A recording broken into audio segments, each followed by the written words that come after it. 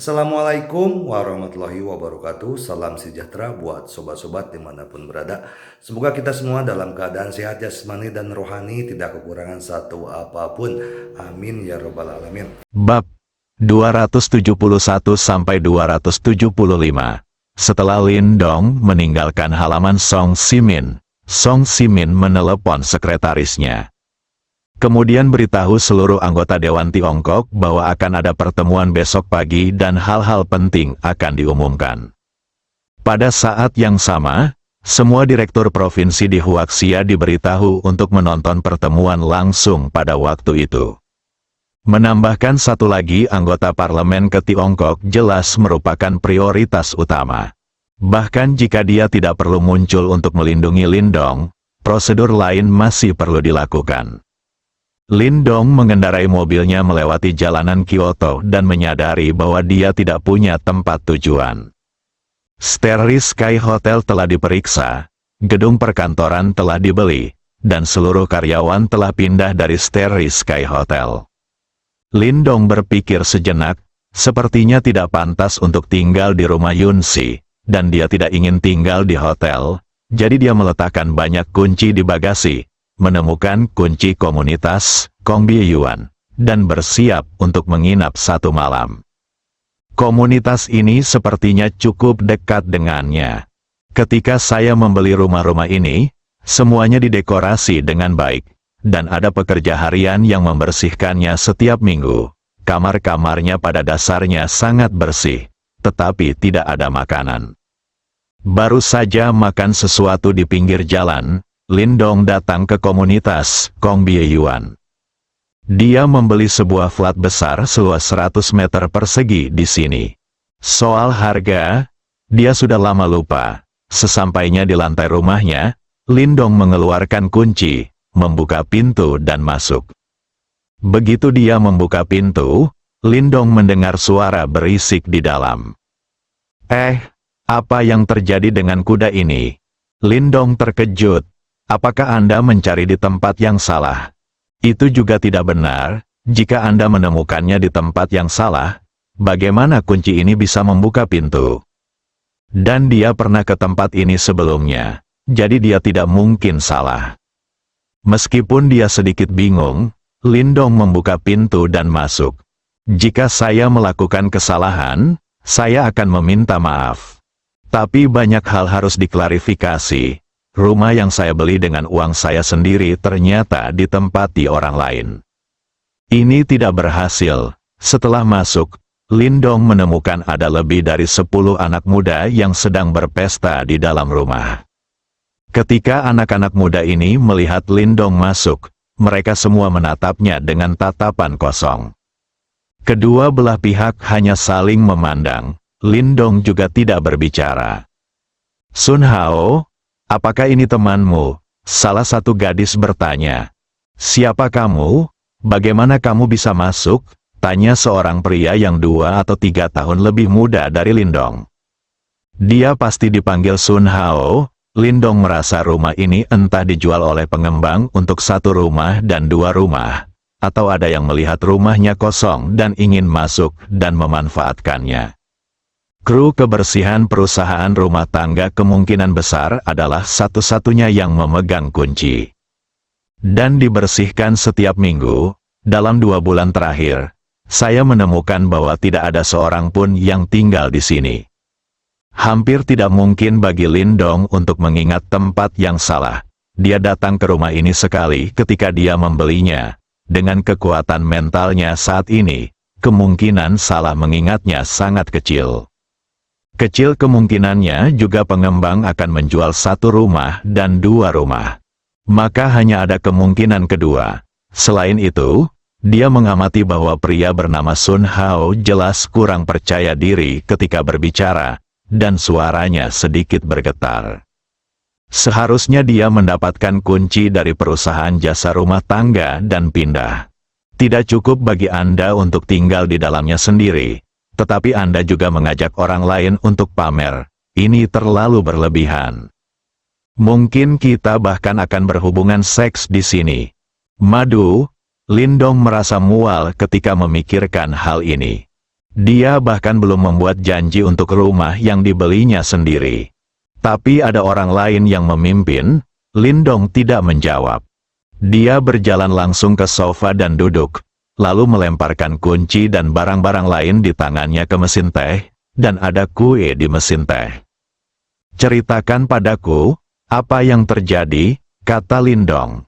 Lebih dari selusin anak muda memandang pria bernama Sun Hao yang baru saja mengajukan pertanyaan kepada Lindong. Wajah Sun Hao juga memerah saat ini, tapi dia tidak berbicara. "Jika kamu tidak mengatakan apa-apa, maka aku akan menelepon dan melaporkanmu. Meskipun aku jarang datang untuk tinggal di rumah ini, kejahatan membobol rumah pribadi sudah cukup bagimu untuk tinggal selama beberapa hari. Dan menurutku kamu pelajar, kan? Jika sekolah mengetahui hal ini, sulit untuk mengatakan apakah dia bisa terus bersekolah." Lindong mengatakan ini, semua orang menjadi gugup.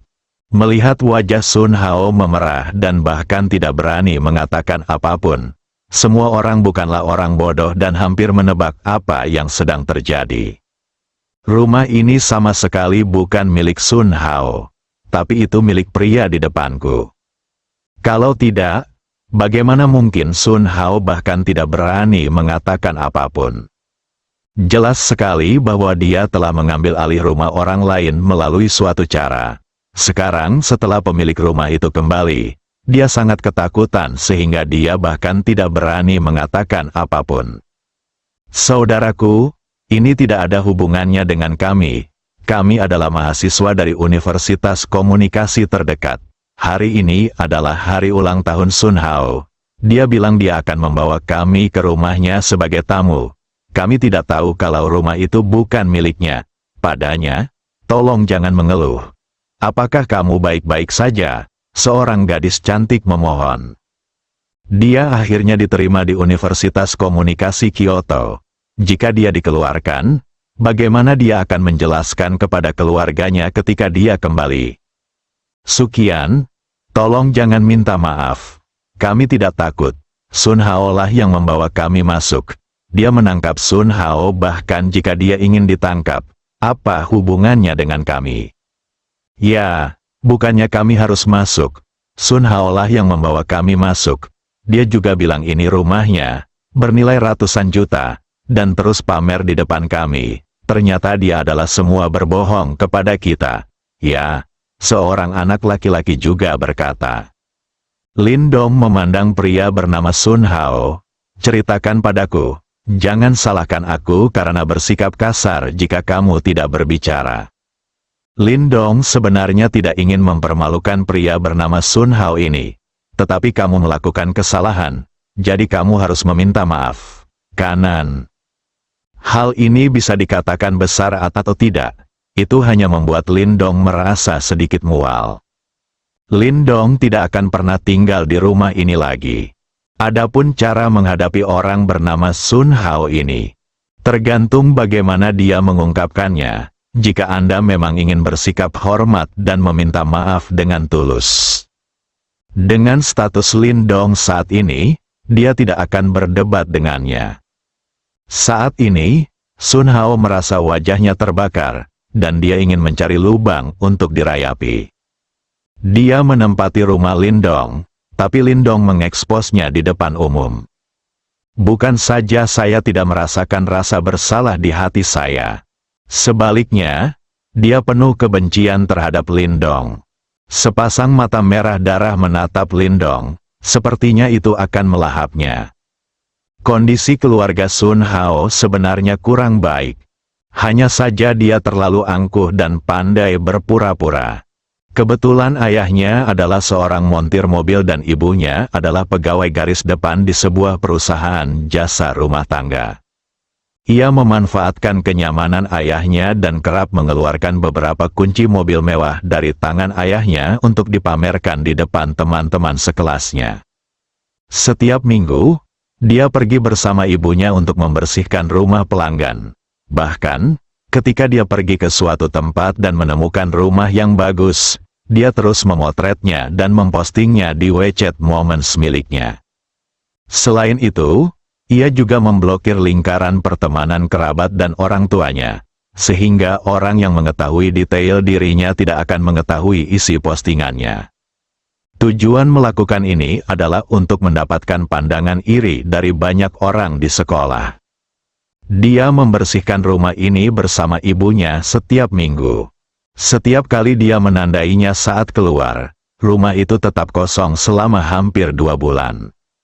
Dia diam-diam membuat salinan kunci di tangan ibunya, dan telah tinggal di sini selama seminggu terakhir.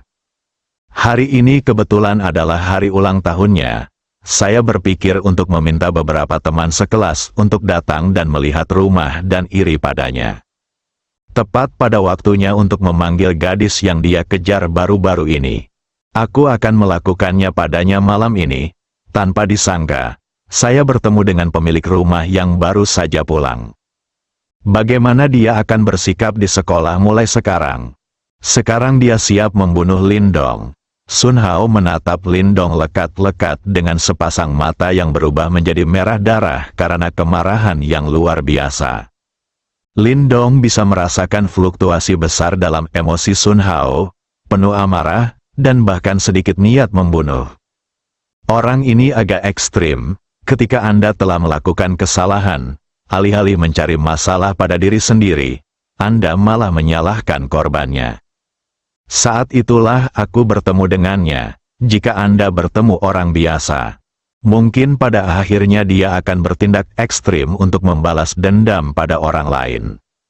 Karakter seperti ini tidak dapat diterima, apalagi yang bernama Sun Hao ini masih berstatus pelajar. Lindong baru saja mendengar apa yang dikatakan orang-orang ini. Anda mungkin bisa menebak apa yang sedang terjadi. Mungkin karena Sun Hao mengetahui bahwa rumah ini kosong, mendapat kunci dari petugas rumah tangga, lalu mengundang para siswa untuk masuk dan pamer.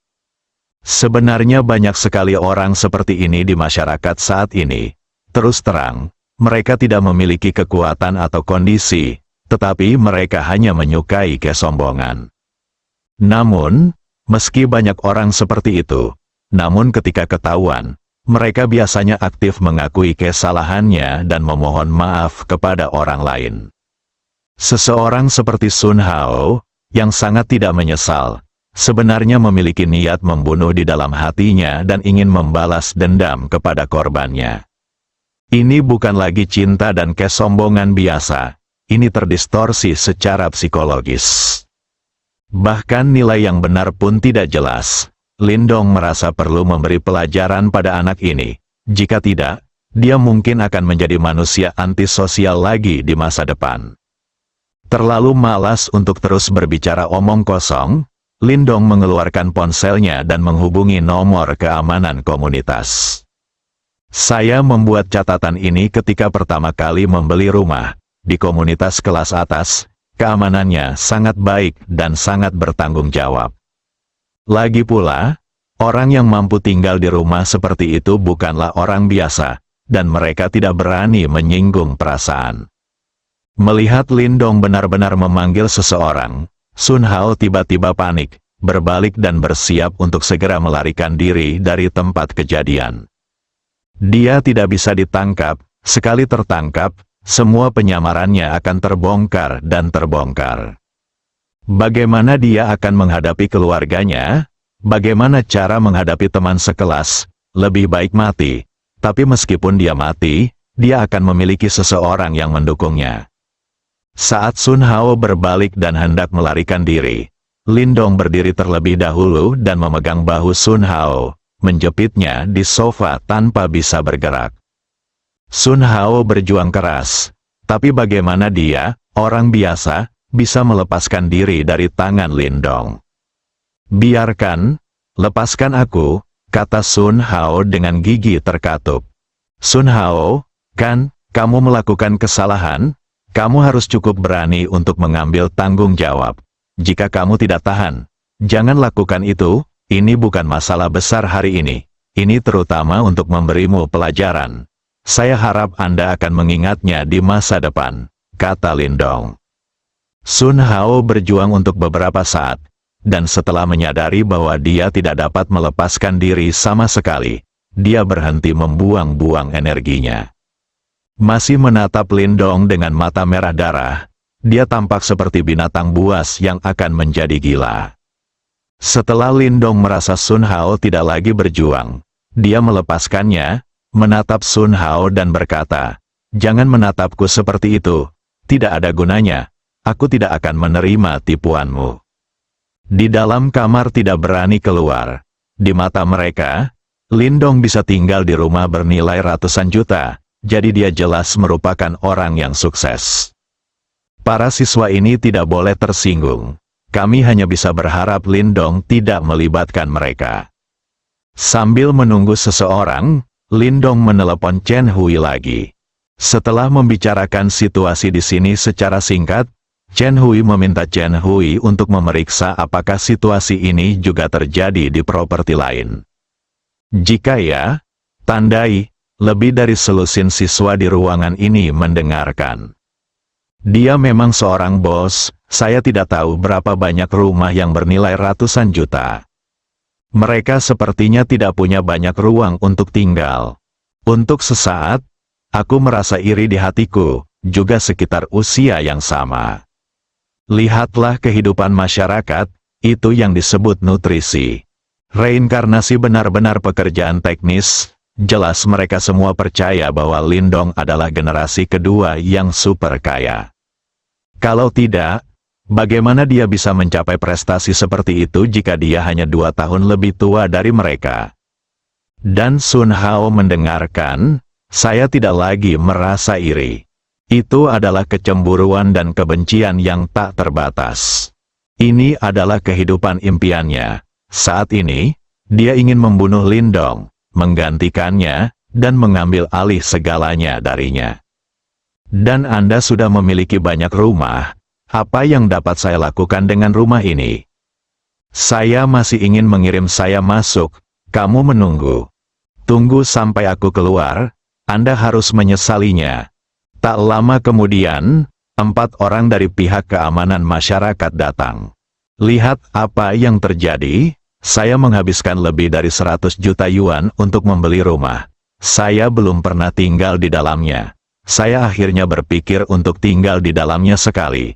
Tetapi ini terjadi. Bagaimana Anda mengelola keamanan komunitas Anda? Seperti komunitas kelas atas, bisakah Anda membiarkan orang masuk? Lindong bertanya langsung. Dia memang sedikit marah. Dia sekarang memiliki setidaknya lusinan properti di Kyoto. Jika dia melakukan ini, dia bahkan tidak akan punya tempat tinggal di masa depan. Jika Anda ingin mengajak Yunsi bermalam di masa depan, bukankah Anda akan merasa kedinginan karena sesendok air dingin jika menghadapi situasi ini? Pak Lin, mohon tenang. Kami pasti akan memeriksanya. Semua yang keluar masuk sudah terdaftar. Kami akan tahu apa yang terjadi setelah pemeriksaan. Jangan khawatir. Kami akan memberikan jawaban yang memuaskan. Seorang penjaga keamanan berkata dengan hormat. Tidak ada pemilik di komunitas ini yang mampu mereka sakiti. Mereka semua harus melayani orang-orang ini seperti paman. Namun, meski status satpam mereka di tempat ini rendah, namun perlakuan mereka sangat tinggi. Siapa di antara kolega saya yang tidak iri pada mereka yang bekerja di komunitas kelas atas seperti mereka?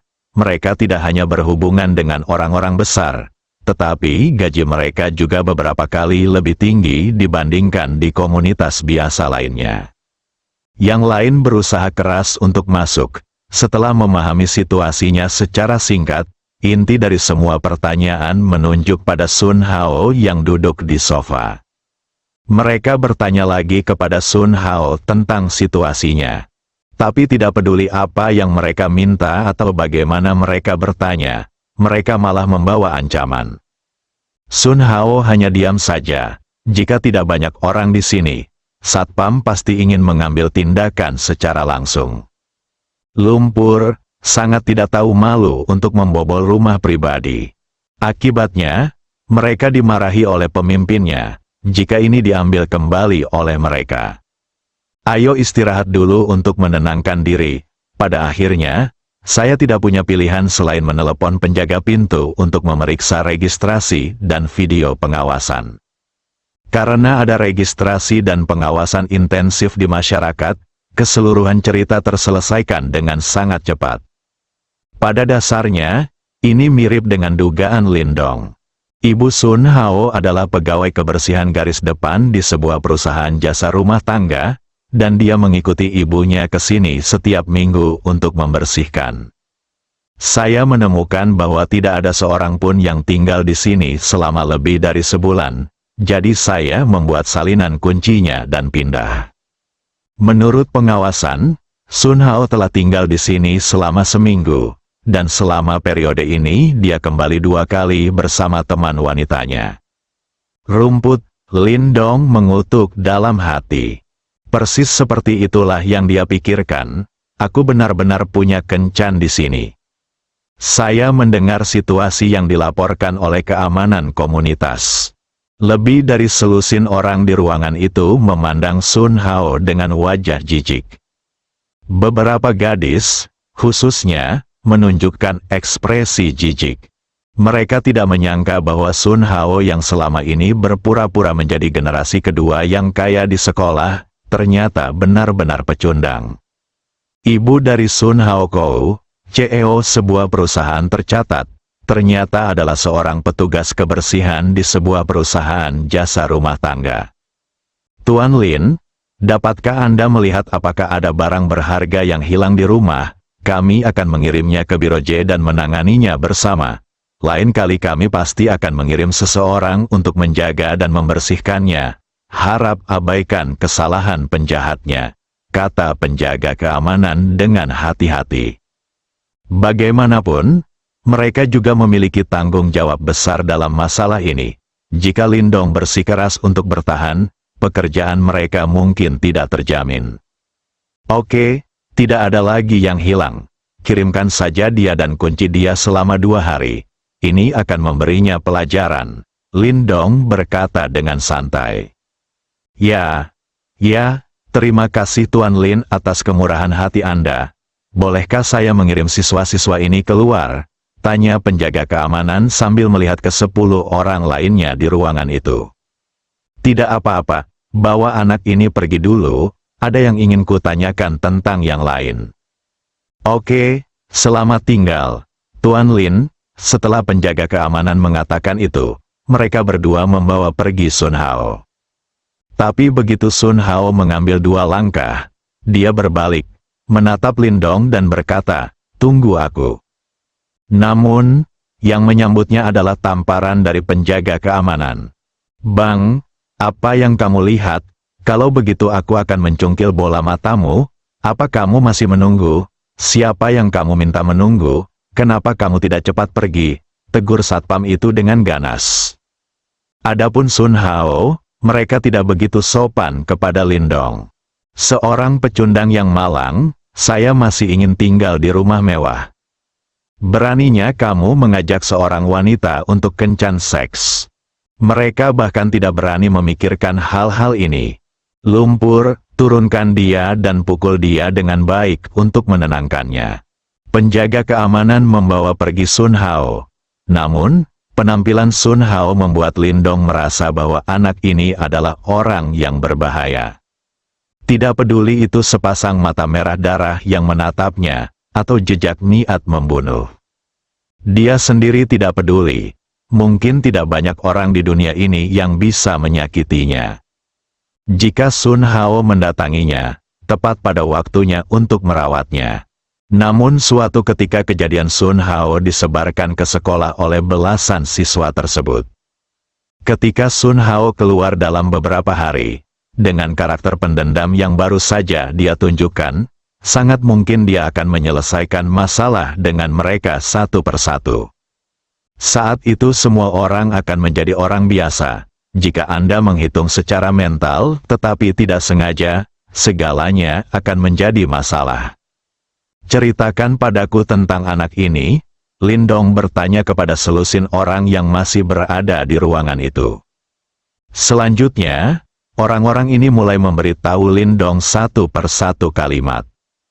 Bagaimana Sun Hao pamer? Bagaimana berpura-pura menjadi generasi kedua yang kaya? Bagaimanapun, di sekolah, baik di mata guru atau teman sekelas, Sun Hao adalah kepribadian generasi kedua yang kaya raya. Pada akhirnya, tidak ada yang menyangka hal ini akan terjadi. Lindong berpikir sejenak dan berkata, "Saya menyarankan Anda untuk kembali ke sekolah. Sebaiknya jangan menyebarkan masalah ini secara sembarangan. Anggap saja semua orang tidak tahu." Menyedihkan, kita harus mengungkapkan wajah aslinya dan membuatnya kehilangan muka di sekolah. Kalau tidak, kita tidak tahu berapa banyak orang yang akan tertipu, kata seorang anak laki-laki dengan marah. Sun Hao telah menipu banyak gadis sebagai orang kaya generasi kedua di sekolah, dan dia sudah lama merasa iri dan cemburu. Sekarang setelah kita mengetahui identitas asli Sun Hao, kita harus mengumumkannya kepada publik, agar gadis-gadis pemuja uang di sekolah dapat melihat apa latar belakang sebenarnya dari generasi kedua kaya yang membuat Anda tergila-gila. Ya, kita harus mengungkap dia dan jangan biarkan lebih banyak orang tertipu. Aku mengerti perasaanmu, tapi karakter Sun Hao, bagaimana mengatakannya? Dia agak ekstrim. Apakah kamu tidak takut dia akan keluar untuk menyelesaikan masalah denganmu? Tanya Lindong. Apakah kita takut padanya? Dia hanya pecundang yang malang. Ya, kami tidak takut padanya. Kami ingin melawan semua kekuatan jahat. Ini juga berhubungan dengan kekuatan jahat. Lindong sedikit tidak berdaya. Dia bisa merasakan jejak aura pembunuh yang baru saja dipancarkan Sun Hao. Ini jelas bukan lelucon. Ini disebabkan oleh keinginan yang sangat besar untuk membunuh seseorang. Namun para siswa ini tidak merasakannya. Dia tidak bisa mengatakan bahwa begitu tersiar kabar tentangmu, Sun Hao mungkin akan membalas dendam padamu dan mungkin membunuhmu. Dan meskipun dia berkata demikian, para siswa ini, yang tidak mengetahui sifat jahat hati orang-orang, mungkin tidak akan menganggapnya serius. Bagaimana cara melakukannya? Jika segala sesuatunya benar-benar berkembang seperti yang dia bayangkan, sesuatu akan terjadi pada salah satu dari orang-orang ini. Lindong merasa telah merugikan pihak lain. Aku tidak membunuh Boren, tapi Boren mati karena aku. Dan karena masalah ini bisa dihindari, Lindong tidak akan membiarkan hal itu terjadi. Bagaimanapun, dia akan segera menjadi anggota parlemen Tiongkok. Ini adalah masa depan Tiongkok. Kalian semua menambahkan saya sebagai teman. Saat Sun Hao keluar, beritahu saya dan amati situasinya kapan saja. Jika Anda merasa ada yang tidak beres, Anda harus memberitahu saya terlebih dahulu. Oke? Oke, bos, saya akan menambahkan Anda sebagai teman, dan saya akan melaporkan situasi Sun Hao kepada Anda kapan saja. Saya akan menambahkan Anda juga. Saya akan menambahkan Anda juga. Aku akan menambahkanmu juga.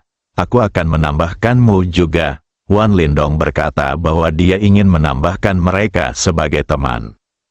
Tentu saja, semuanya diinginkan. Beberapa gadis bahkan lebih tertarik padanya. Inilah generasi kedua yang super kaya. Ini berbeda dengan penyamaran Sun Hao. Setelah Anda memiliki hubungan yang baik dengan pria sebesar itu, kehidupan ini pasti akan memberikan banyak manfaat bagi Anda. Setelah menambahkan semua temannya, Lindong bersiap untuk pergi. Dia tidak hanya pernah tinggal di rumah ini sebelumnya, tapi dia juga punya janji dengannya. Tidak ada yang lain. Itu menjijikkan. Lindong berdiri dan berjalan ke pintu terlebih dahulu. Semua orang tahu apa artinya mengantar tamu. Lebih dari selusin orang berbaris untuk meninggalkan ruangan. Lindong keluar terakhir dan mengunci pintu. Semua orang memasuki lift bersama-sama. Lindong akhirnya masuk. Semua orang memandang Lindong tanpa alasan, bertanya-tanya mengapa dia masuk. Bukankah dia ingin tinggal di sini, saudaraku? Apakah kamu tidak menginap di sini malam ini? Seorang gadis bertanya dengan berani. Saya awalnya berencana untuk tinggal di sana. Tapi saya seorang germofobia dan saya tidak terbiasa menggunakan barang-barang yang sudah dipakai orang lain. Jadi saya harus tinggal di rumah lain. Lalu apa yang harus kamu lakukan dengan rumah ini? Lempar dulu ke sini, jika tidak berhasil, berikan saja. Dengan statusnya saat ini, rumah seharga lebih dari RMB 100 juta sepertinya tidak terlalu penting. Jika Anda menyukai siapapun yang Anda suka, berikanlah. Bagaimanapun, saya awalnya membeli rumah ini untuk mendapatkan poin Senhao. Poin Senhao telah digunakan, jadi rumah tidak penting lagi. Namun, ketika sekelompok siswa yang baru masuk perguruan tinggi mendengar ini, mereka semua memandang Lindong dengan tercengang. Seberapa kaya orang ini untuk melakukan ini? Sebuah rumah senilai lebih dari RMB 100 juta hanya pernah ditinggali satu kali dan kemudian tidak diperlukan lagi. Aku sangat ingin menjadi temannya. Saya sangat ingin dia memberikan rumah itu kepada saya. Saya benar-benar ingin mengatakan, Tepan kaya, ayo berteman. Sepanjang lift, anak laki-laki itu memandang Lindong dengan ekspresi menyanjung di wajahnya, sementara mata gadis itu dipenuhi bintang. Perjalanan hari ini adalah perjalanan yang tepat. Meski perjalanannya agak tidak menyenangkan, tapi setidaknya hasilnya bagus. Menambahkan teman dengan bos, saya akan mempunyai kesempatan untuk membangun hubungan baik dengan atasan di masa depan. Ini adalah keuntungan terbesar hari ini. Sekelompok orang keluar dari lift, Lindong pergi, dan yang lainnya berjalan ke pintu dan meninggalkan komunitas. Lindong menemukan rumah lain kali ini, tapi tidak ada yang terjadi dengan set ini. Dia juga menginap selama 1 malam dengan ketenangan pikiran. Keesokan harinya, Lindong pergi ke rumah Yunsi pagi-pagi sekali. Dia tidak ada urusan di Kyoto sekarang. Setelah menghabiskan 2 hari bersama Yunsi, dia siap untuk kembali ke Provinsi Jiangnan. Lalu pergi ke kota ajaib. Dia secara pribadi mengarahkan semua orang untuk mengeluarkan uang. Meskipun banyak tempat yang menghabiskan uang sekarang, poin Senhao juga meningkat dengan cepat. Tapi itu tidak cukup, 10.000 poin ilahi bukanlah tujuannya. Setelah terobosan fisik, dia masih harus menembus kekuatan mental. Dan setelah terobosan tersebut, kami akan terus meningkatkannya. Ini semua membutuhkan banyak poin Senhao. Setelah percakapan dengan Song Simin, rasa urgensi Lindong menjadi semakin besar.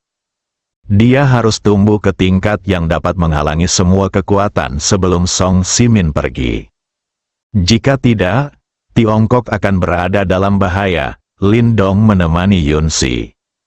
Di Kyoto, Parlemen Tiongkok telah diadakan. 10 anggota Parlemen Tiongkok telah tiba. Song Simin, Presiden Tiongkok, Chu Xiongzu, Wakil Gubernur Tiongkok, yang dijuluki Dewa Perang, memiliki yurisdiksi atas wilayah lokal dan kelompok operasi khusus. Sue Gang, Wakil Jenderal Tiongkok, yang dijuluki Dewa Perang, memiliki yurisdiksi atas markas militer dan Falcon. Ketiga orang ini semuanya adalah penjaga tingkat dewa. Saat ini mereka merupakan kekuatan tempur tertinggi Tiongkok di permukaan. 7 anggota dewan yang tersisa semuanya adalah ahli setengah langkah tingkat dewa, yang mengatur urusan mereka sendiri. Selain itu, ada 10 panglima tingkat provinsi dan 10 panglima militer Tiongkok yang menyaksikan pertemuan tersebut secara langsung. Song Simin duduk di kursi utama. Pertemuan ini diadakan hari ini, dan ada pengumuman berita penting. Mulai sekarang, Parlemen Tiongkok akan bertambah dari 10 anggota menjadi 11. Karena mereka yang menonton siaran langsung 15 kepala provinsi dan 10 komandan militer semuanya terkejut. Karena hal besar seperti penambahan anggota, mereka belum menerima kabar apapun sebelumnya. Ini benar-benar mustahil sebelumnya. Hanya Fang Zhenguo, Kepala Menteri Provinsi Jiangnan, yang tenang. Dia telah mendengar Zhou Zhenghua menyebutkannya beberapa hari yang lalu, jadi dia menerima begitu saja. Hanya Song Simin, Song Jia, dan Zhou Zhenghua yang tahu kalau Lindong adalah orang berwajah perak. Semua orang kaget, tapi tidak mengajukan pertanyaan apapun. Karena Song Simin adalah Dinghai Shenzhen Tiongkok saat ini. Meskipun anggota parlemen dapat mengajukan pertanyaan, tapi tidak ada orang yang cukup bodoh untuk melakukan itu. Sekarang Song Simin mengatakannya, itu sudah dikonfirmasi. Tetapi karena status khusus anggota Kongres ini, dia tidak akan menghadiri pertemuan untuk saat ini. Semua orang hanya perlu mengetahuinya. Ini adalah hal pertama, ada juga hal kedua. Telah disembunyikan baru-baru ini, dia dan sekte tersebut mulai bergabung dengan keluarga besar untuk bergabung dengan dunia. Saya tidak peduli tentang ini, tapi ada satu hal, Anda harus mematuhi sistem Tiongkok. Jika ada pelanggaran, hukumannya akan didasarkan pada keseriusan kasus ini. Serius, kalau begitu jangan salahkan saya karena bersikap kasar. Saya akan mencabut Anda dan tidak menunjukkan belas kasihan. Saya harap Anda dapat melihat dengan jelas dengan siapa Anda bekerja sama, dan beberapa keluarga dan sekte dengan catatan kriminal tidak akan bekerja sama. Sekarang, kami terus berkembang, baik secara internal maupun eksternal. Saya harap semua orang akan mengambil tindakan pencegahan dan melindungi setiap inci tanah kami, itu saja. Yang ingin saya katakan hari ini, Song Simin berhenti berbicara. Selanjutnya, Wakil Kepala Chu Xiongzu dan Sue Gang berbicara. Pada dasarnya, mereka dengan tegas mendukung Kepala Song, dan kemudian menjamin untuk menjaga ketertiban dalam negeri dan tidak membiarkan beberapa gangster merusak stabilitas sosial. Pidato ketujuh anggota Kongres juga memiliki makna serupa. Pertemuan tersebut berlangsung sekitar 2 jam dan berakhir. Pertemuan di sini baru saja berakhir, bangsa Lang menerima kabar tersebut. Merupakan masalah besar bagi Tiongkok untuk menambah anggota parlemen lagi. Dimanapun dia berada, daftar Dewa Setengah Langkah sudah dianggap sebagai master hebat. Sekarang Tiongkok tiba-tiba menambahkan anggota daftar Dewa Setengah Langkah. Mereka sebenarnya tidak menerima kabar sama sekali sebelumnya. Ini bukanlah hal yang baik. Kedua kerajaan telah berperang secara terbuka dan sembunyi-sembunyi selama beberapa dekade, dan kedua belah pihak telah melakukan penetrasi yang mendalam. Namun hari ini ada lagi anggota Kongres dari Tiongkok. Akankah wali tingkat dewa lain muncul suatu hari nanti?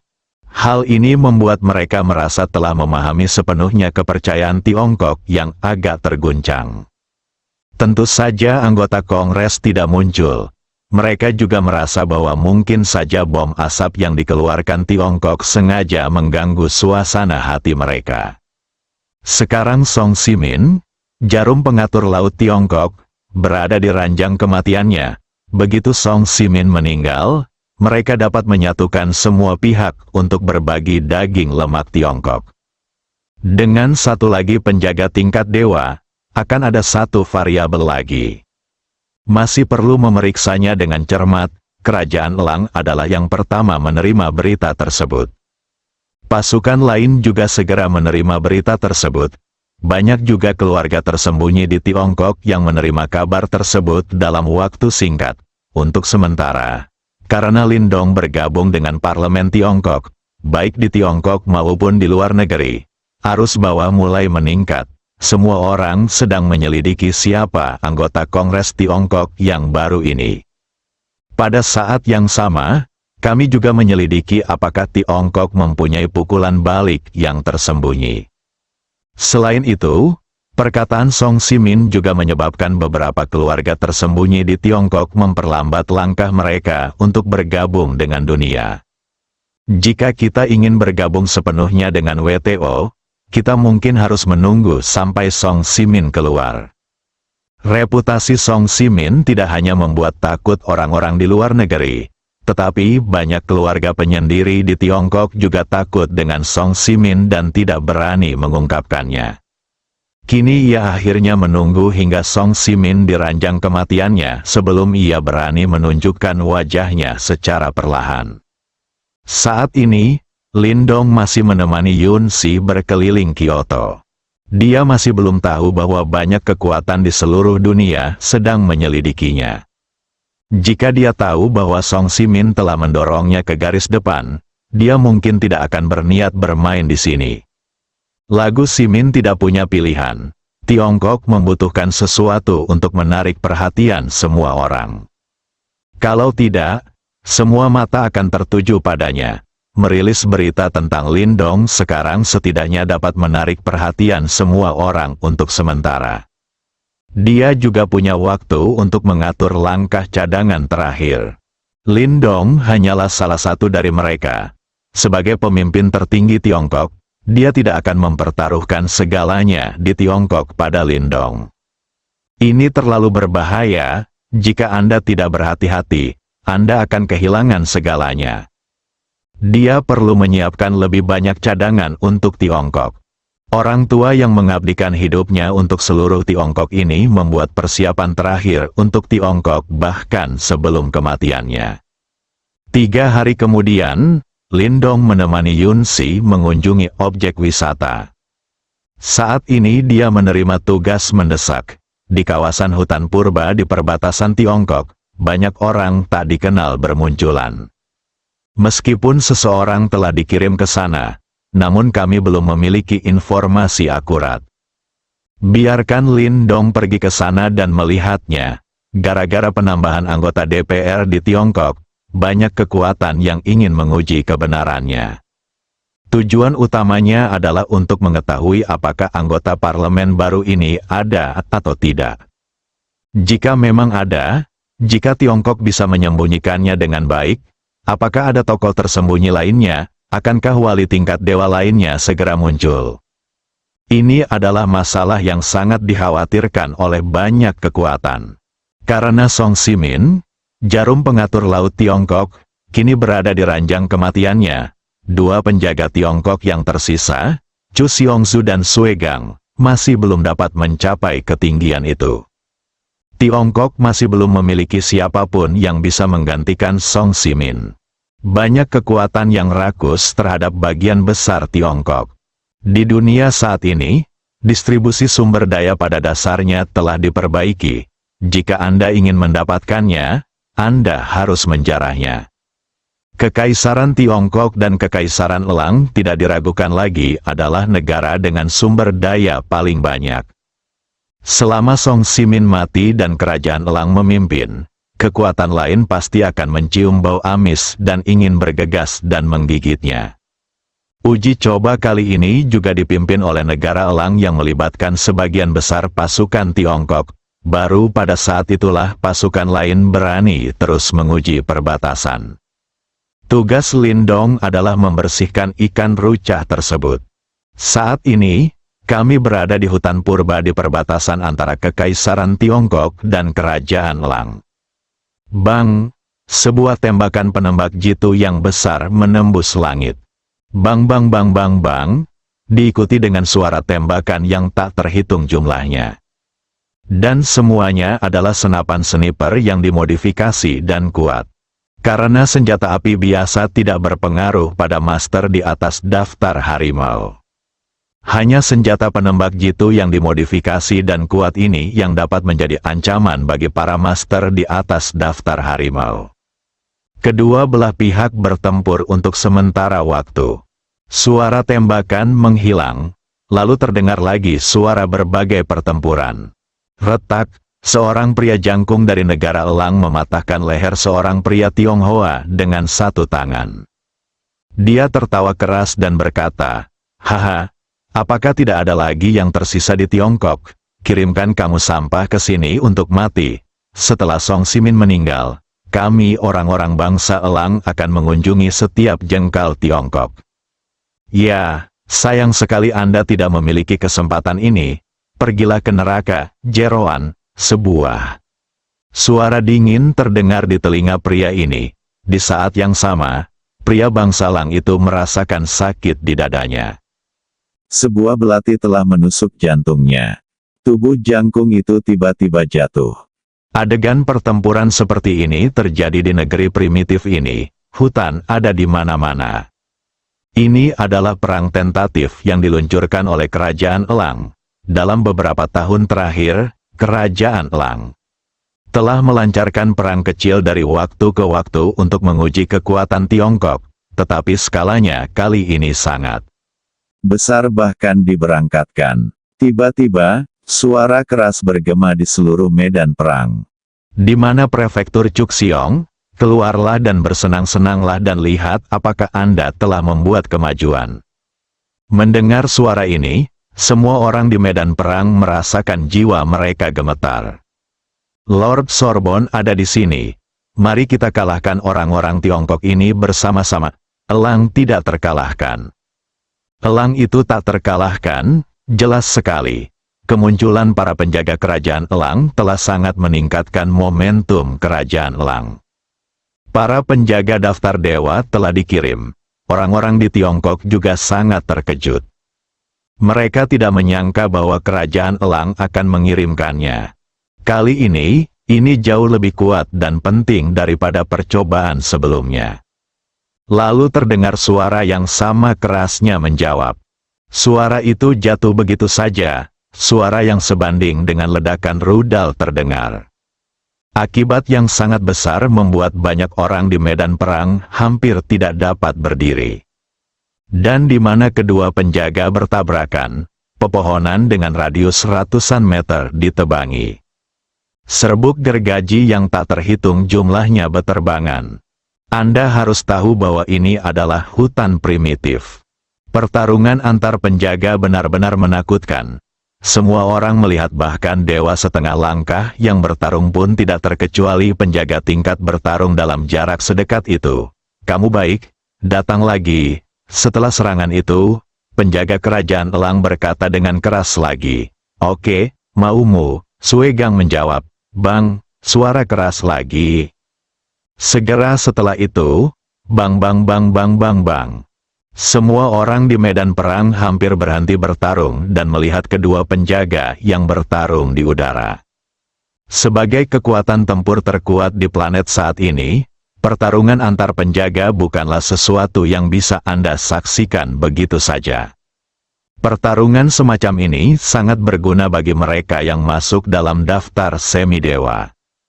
Mungkin setelah membaca ini, mereka akan menerobos ke daftar dewa dan menjadi penjaga. Bang Sorbonne, penjaga kerajaan Elang, dipukul ke tanah oleh Sue Gang. Dewa perang itu perkasa. Dewa perang itu perkasa. Dewa perang itu perkasa, melihat Sorbonne, penjaga kerajaan Elang, dilempar ke udara oleh geng Sue. Semua orang Tionghoa berteriak kegirangan, tapi kurang dari sesaat. Sorbonne muncul di hadapan Sue Gang lagi. Keduanya hanya berdiri di udara dan saling menatap. Masuk ke peringkat dewa dan jadilah penjaga. Bagi mereka, langit itu datar sepenuhnya. Bagaimana kalau melangkah lebih jauh, dengan bakatmu, masih banyak ruang untuk berkembang, kata Sorbonne sambil memandang Sue Gang di seberangnya. Bakat Sue Gang sangat kuat, belum genap 50. Dia benar-benar bisa mengalahkannya. Jika dia terus berkembang, dia mungkin memiliki kesempatan untuk tumbuh ke level Song Simin. Sayangnya dia tidak mendapat kesempatan. Jika mereka bisa memenangkan kerajaan Elang, itu akan sangat membantu mereka untuk mendominasi dunia. Omong kosong sekali, Bang, suara besar itu terdengar lagi. Keduanya bertarung bersama lagi. Meskipun Sue Gang sedikit lebih baik dari Sorbonne, namun kekuatannya terbatas. Keduanya bertarung bolak-balik. Sorbonne sedikit dirugikan, dan medan perang di bawah juga mulai melanjutkan pertempuran. Bersambung.